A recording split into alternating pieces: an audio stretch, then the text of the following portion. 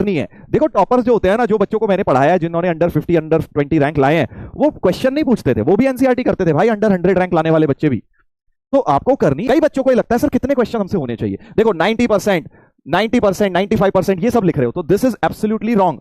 Class को करने के बाद अगर आप ये एक्सपेक्ट कर रहे हैं कि आपसे 95%, 90% जेई लेवल के क्वेश्चंस हो जाएंगे, तो आपकी एक्सपेक्टेशन गलत है। 3 हफ्ते और निकालने हैं, ऐसे सोचो। देखो छोटे छोटे स्टेप्स बना के चलोगे ना, तो तुम्हारा जेई का सिलेक्शन की तरफ चांसेस बढ़ जाएंगे, ठीक है ना। तो मैं आप लोगों को सिर्फ पढ़ाऊंगा नहीं, गाइड भी करूंगा किस तरह से आईआईटी निकाला जाता है भाई, क्योंकि मैं खुद निकाल चुका हूं, तो तुम्हें पता है, सर को पता है, आइडिया है कि किस तरह से क्या क्या प्रॉब्लम्स एक बच्चा फेस करता है, ठीक है। क्या एक्चुअल में आप ग्राउंड रियलिटी में फेस करते हैं, वो सारी चीजें बेटा मैं समझ सकता हूं, बिकॉज मैंने बहुत सालों पहले ही सही बट दिया है जेई। आई एम श्योर अब काफी चेंजेस आ गए हैं, बट एक मोटा मोटा अंदाजा बेटा सेम रहता है। नो बैकलॉग, चलिए ए टिक करते हैं, देखते हैं क्या कहते हैं हमारे बच्चे प्यारे प्यारे। अबे 33%, ये रैंक 1 को तो देख लो, टीके डॉन हूं मैं वाह बेटा वाह, नाम भी चुरा लिया तूने मेरा, चल कोई बात नहीं। बट ये 33% लोग बैकलॉग बना के बैठ गए हैं, क्या बात, समझ नहीं आई मुझे बात, जरा थोड़ा डिटेल में बताना, कौन सा बैकलॉग बनाया तुम लोगों ने? हैं, ए ऑप्शन है no backlog, no backlog. B option है क्वेश्चंस का बैकलॉग, होमवर्क का backlog, homework backlog. C option है lecture plus homework backlog, homework backlog only. हो सकता है थोड़े लोगों ने लेट ज्वाइन किया हो, तो वो लोग हो जिनका लेक्चर बैकलॉग है। सो लेक्चर है तो होमवर्क ऑटोमेटिकली हो ही जाएगा। तो जल्दी से तीनों ऑप्शन में बताइएगा कि आप किस स्टेट में है बेटा, किस स्टेट में है। But some of you are in C also, but जो बी टेक कर रहा है यार, बड़ी दुख की बात है मेरे लिए, मतलब really sad, it makes me very sad. In fact यार सी तो कम ही है, अबे बी वाले ही पढ़े हुए हो। मैं सोच रहा था यार लेट ज्वाइन किया होगा कुछ बच्चों ने, सी में होंगे, और ये तो बी में ही 35% लोग हैं भाई। क्या हो रहा है ये क्या हो रहा है यार, मतलब अभी फर्स्ट वीक शुरू हुआ है। तो तुमको क्या लगता है, अगर खुद एक बात सोचो कि अगर तुम पहले हफ्ते से ही अपना बैकलॉग होमवर्क का बना लो, और कोई बहुत ज्यादा होमवर्क दिया था यार, एक डीपीपी दी थी और एक आपको मैंने एनसीईआरटी की 4-4 सवालों वाली एक्सरसाइज, 2 एक्सरसाइज दी थी, राइट, और उसी में आप लोगों ने बेटा पहले हफ्ते में बैकलॉग बना लिया, फिर आपका जेई हो जाएगा क्या? खुद सोचिए, बिल्कुल आप गलत ट्रैक पर हैं बेटा। आपको तो ये कोशिश करनी है कि बैकलॉग बिल्कुल ना बने, और आप पहले वीक से ही इंश्योर कर रहे हैं कि बैकलॉग बन जाए। तो यार ये कौन सी स्टाइल है, ये कैसी स्टाइल है पढ़ने की? तो ये मत करो बेटा, ये डेंजर साइन है। फिर बाद में आप कहोगे कि सर हमारा तो बैकलॉग बन गया। क्यों करते हो यार, फर्स्ट वीक चल रहा है, प्रोक्रेस्टिनेशन, काम नहीं करना, मक्कारी करनी है सर, मत करो ना यार। अपने इस करियर को लेके सीरियस नहीं हो, ये बताओ, किसी कारण से इस बैच में आए हो ना, है ना। इतनी अच्छी लाइफ ने अपॉर्चुनिटी आपके सामने प्रेजेंट करी है कि आपका सिलेक्शन हो सकता है इस बैच में, अगर आप पढ़ के अच्छी तरह निकल जाएं, आपकी लाइफ बन सकती है अच्छी तरह से। बट आप वो नहीं चाहते, आप वो सबको ठुकराना चाहते हैं, सिर्फ थोड़ी बहुत मस्ती, कुछ चंद मिनटों की मस्ती के लिए, है ना। यही कर रहे हो आप। ओनली एनसीईआरटी, देखो भाई ये सब नहीं करना है, आपने करनी है एनसीईआरटी। आपको होमवर्क दिया गया है तो करनी है। देखो टॉपर्स जो होते हैं ना, जो बच्चों को मैंने पढ़ाया है, जिन्होंने अंडर 50 अंडर 20 रैंक लाए हैं, वो क्वेश्चन नहीं पूछते थे, वो भी एनसीईआरटी करते थे भाई, अंडर 100 रैंक लाने वाले बच्चे भी। तो आपको करनी है, अपने फंडामेंटल्स उससे क्लियर होते हैं, और अपना कुछ नहीं तो स्कूल एग्जाम के लिए अपना टेंशन फ्री हो जाते हैं कि हाँ यार स्कूल टेस्ट आएगा, अपन बस उस समय रिवीजन करके निपट लेंगे, हमें उस समय स्ट्रेस लेके नहीं बैठना पड़ेगा कि अरे यार अब स्कूल टेस्ट है, यूनिट टेस्ट है, अब क्या करूं, राइट, या बोर्ड्स के लिए या प्री बोर्ड्स के लिए। तो प्लीज इस बात को समझिए, क्लास 12th में आपको एनसीईआरटी मस्ट है बेटा। 11th में मैंने इतना फोकस नहीं किया, तुम्हें याद होगा जो बच्चे 11th में मुझसे पढ़ते थे, मैंने कभी एनसीईआरटी को बोला कर लेना अच्छी बात है, बट इतना ज्यादा नहीं बोला। बट अब मैं तुम्हें कह रहा हूं यार एनसीईआरटी करो, करो जरूर करो, ठीक है, क्योंकि उसको करके आपके फंडामेंटल स्ट्रांग होंगे, नंबर 1, और आपके बेसिक्स क्लियर हो गए, राइट। नंबर 2, आपके यूनिट टेस्ट वगैरह स्कूल में अगर आप जाते हो, स्कूल गोइंग हो, तो बेनिफिट रहेगा। अब जो बच्चे कहेंगे सर हम तो स्कूल गोइंग है ही नहीं, भाई बोर्ड्स प्री बोर्ड्स तो देने हैं ना सबने, है ना, तो आपको वहां पर भी हेल्प मिलेगी अगर आपने पहले से कर रखा होगा। क्योंकि मैं सारी चीजें जानता हूं आगे क्या क्या आने वाला है, अभी मैं तुम्हें बता देता हूं। चलो, एनसीईआरटी या टेक्स्ट बुक करनी क्यों जरूरी है? अभी नवंबर तक अपना सिलेबस खत्म हो जाएगा, अब नवंबर के आसपास ही तुम्हारे प्री बोर्ड शुरू होंगे स्कूल में, ठीक है, नवंबर दिसंबर में।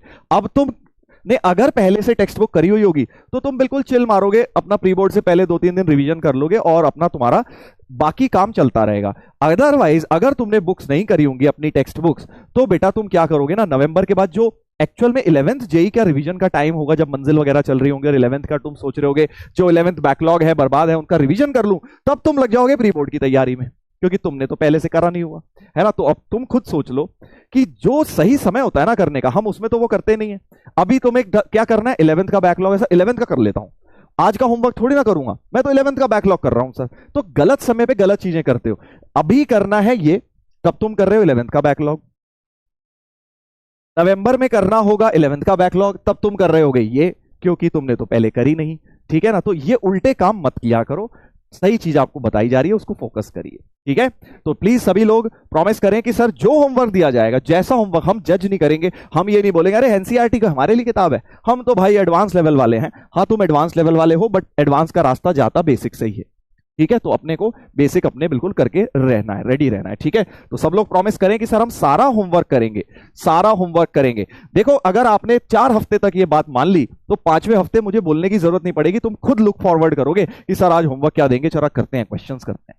ठीक है, यस प्रॉमिस सर, चलिए great, very good very good. हाँ डीपीपी के सॉल्यूशन भी मैं आपको प्रोवाइड करूंगा, फर्स्ट डीपीपी आपके पास पहुंच गई है, इस वीक आपको वो मिल जाएंगे फर्स्ट डीपीपी के सॉल्यूशन।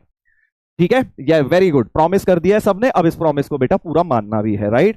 पहला हफ्ता ही मतलब तुमने ये कर दिया, मैं तो ऐसे ही दे दिया पोल, मैंने कहा चलो देख लेते हैं, हमें लगा सुधर गए हो भाई, 12th में आके सुधर गए हो, बट ना सर हम कहां सुधरने वाले हैं हम जब तक डाटा कंसिस्टेंसी प्लान आपको रखना है। ठीक है, ये मैंने आपको बात बता दी।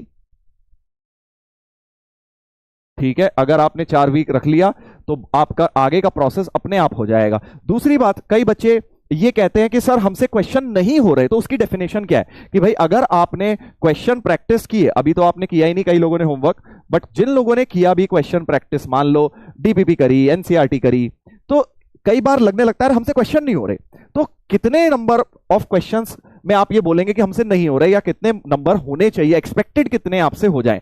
देखो सिंपल सी बात है, अगर आपने एनसीईआरटी कर रहे हैं, स्कूल लेवल की बातें कर रहे हैं, 3 चीजें ही करेंगे, एनसीईआरटी करेंगे, या जेई मेन लेवल की बात करेंगे, ठीक है, या जेई एडवांस लेवल की बात करेंगे। जेई एडवांस लेवल की बात हम करेंगे। इसमें क्या हो सकता है, एनसीईआरटी में स्कूल किताब, जेई मेन में हो गई डीपीपी हो गई, राइट, इस प्रकार के, या फिर आपके पीवाईक्यूज हो गए जो मैं होमवर्क में दे रहा हूं, ये हो गए। एडवांस के लिए ब्रेन टीजर्स हो गए जो भी आगे काफी सारे आएंगे, और साथ साथ आपके क्या हो गए, मॉड्यूल वगैरह की एक्सरसाइजेज हो गई मान लीजिए। तो कई बच्चों को ये लगता है सर कितने क्वेश्चन हमसे होने चाहिए, देखो 90%, 90%, 95% ये सब लिख रहे हो, तो this is absolutely wrong. Class को करने के बाद अगर आप ये एक्सपेक्ट कर रहे हैं कि आपसे 95%, 90% जेई लेवल के क्वेश्चंस हो जाएंगे, तो आपकी एक्सपेक्टेशन गलत है, मैं आपको पहले ही बता दे रहा हूं। ठीक है, कहीं आप ये सोचें कि सर आपने पढ़ा दिया चैप्टर, मुझसे 90% क्वेश्चन क्यों नहीं हो रहे, मेरे से तो 90, 95 हो जाने चाहिए। भाई 90 से 95% टीचरों से भी नहीं होते हैं, मैं तुम्हें सच्चाई बता देता हूं आज की। ठीक है, तो आपसे क्या एक्सपेक्टेड है, आपसे इतना एक्सपेक्टेड है ही नहीं बेटा, आपने पहली बार चैप्टर पढ़ा है। मैं आपको बता देता हूं, एनसीईआरटी के अगर आप 80 to 90% क्वेश्चन खुद से कर लेते हैं, ये एक्सपेक्टेड है। एनसीईआरटी कहां की, 80 to 90% कर लेना। जेई मेन लेवल का आपने अगर 50 to 60% क्वेश्चंस भी आपने जो अटेम्प्ट करे वो आपसे हो गए, जब जो होमवर्क दिया जाएगा, तो आप खुश रहें। ठीक है, अगर आपसे 80 to 90 के हो रहे हैं, ठीक है, मान वो भी बताऊंगा, और एडवांस लेवल का आपको 30 to 40% आपसे हो जाने चाहिए, 30 to 40 हो रहे हैं तो बहुत अच्छा है। ठीक है, अगर मान लीजिए आपसे कहीं ना कहीं एनसीईआरटी के 100% हो रहे हैं, तो बहुत बढ़िया, आपने दोबारा एनसीईआरटी देखना भी नहीं है। ठीक है, आपसे जेई मेन के 50-60 की जगह मान लीजिए 90% हो रहे हैं, तो भाई तुम्हें मेंस के ज्यादा नहीं करने, फिर तुम सीधे इन पर जाओ, खूब सारे क्वेश्चन मॉड्यूल और इसके लगाओ। सो एक सिंपल सा रूल है मेरा, अगर आपसे किसी भी जेई लेवल के मटेरियल के क्वेश्चंस 80% से ज्यादा हो रहे हैं, तो वो मटेरियल आपके लिए गलत है। ठीक है, अब तुम बोलोगे सर आप तो उल्टी बात बता रहे हो, बट ऐसे ही जेई की तैयारी होती है, क्योंकि आप तो बेटा उससे कुछ सीख नहीं रहे ना। आप अगर जेई लेवल की कोई किताब कर रहे हैं, कोई मॉड्यूल कर रहे हैं, कोई भी आपने पीवाईक्यू करे और वो 80% हो गए, तो वो आपके लिए थे ही नहीं, वो तो आपने टाइम वेस्ट किया, आपने तो कुछ सीखा ही नहीं है। सो 50% से ज्यादा, आइडियली 50% है, बट ठीक है चलो 60-70 भी हो रहा है तब भी आप वो कर सकते हो। हाँ, कोई चीज 70-80% हो रही है तो उसे मत करिए।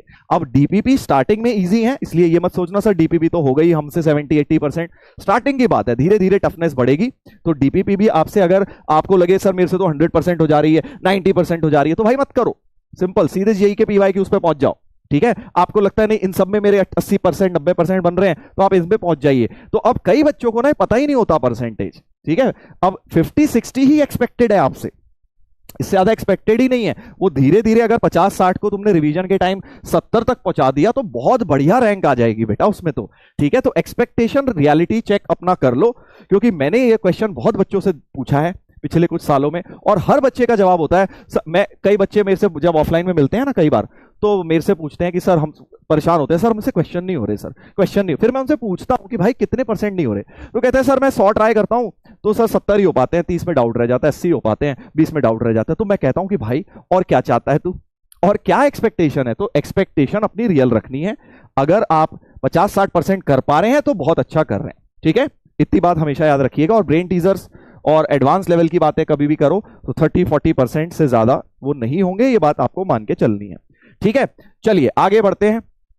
हाँ sir which book to do, अभी कोई किताब की कोई जरूरत नहीं है, जब जो जरूरत होगी मैं आपको बता दूंगा। अभी आपने सिर्फ डीबीपी, फिर जब मैं बताऊंगा तो पीवाईक्यूज और ब्रेन टीजर्स और मॉड्यूल, ये 4 चीजों पे फोकस करते हुए चलना है बेटा, ठीक है। चलो अब जल्दी से रिकैप करते हैं, फिर आज का कॉन्सेप्ट शुरू करेंगे।